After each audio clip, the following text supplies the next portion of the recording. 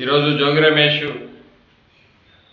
Arrest చేయటం, దాన్ని ఏదో కూటమి ప్రభుత్వం డైవర్ట్స్ పాలిటిక్స్ చేస్తున్నారని చెప్పి కుటుంబ సభ్యులు ఆరోపించడం చూస్తూ ఉంటే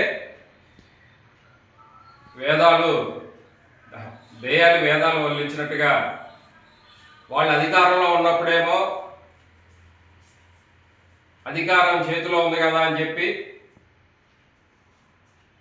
లా అండ్ ఆర్డర్ని వాళ్ళ చేతిలో తీసుకొని వెనక ముందు చూడకుండా ప్రతి ఒక్కళ్ళు కూడా అరెస్టులు చేసి జైలు పంపించిన సందర్భం గుర్తుకు రాలేదని చెప్పి జోగి రమేష్ మేము అడుగుతా ఉన్నాం. ఈరోజు జగన్మోహన్ రెడ్డి గత 5 సంవత్సరాల పరిపాలనలో అనేక కుంభకోణాలు జరిగినాయి. అందులో భాగమే ఈ కల్తీ మద్యం కుంభకోణం కూడా.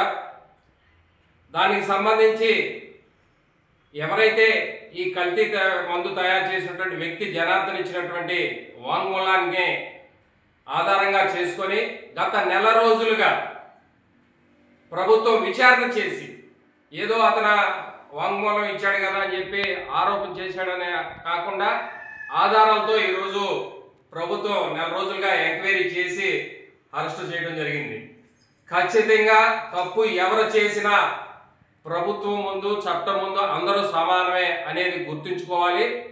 ఖచ్చితంగా తప్పు చేసిన వాళ్ళు ఎవరైనా సరే కోర్టు మెట్లు ఎక్కాల్సిన అవసరం ఉంటుంది, అలాగే జైలు శిక్ష కూడా అనుభవించాల్సిన అవసరం ఉంటుందని చెప్పి తెలియజేస్తా ఉన్నాం.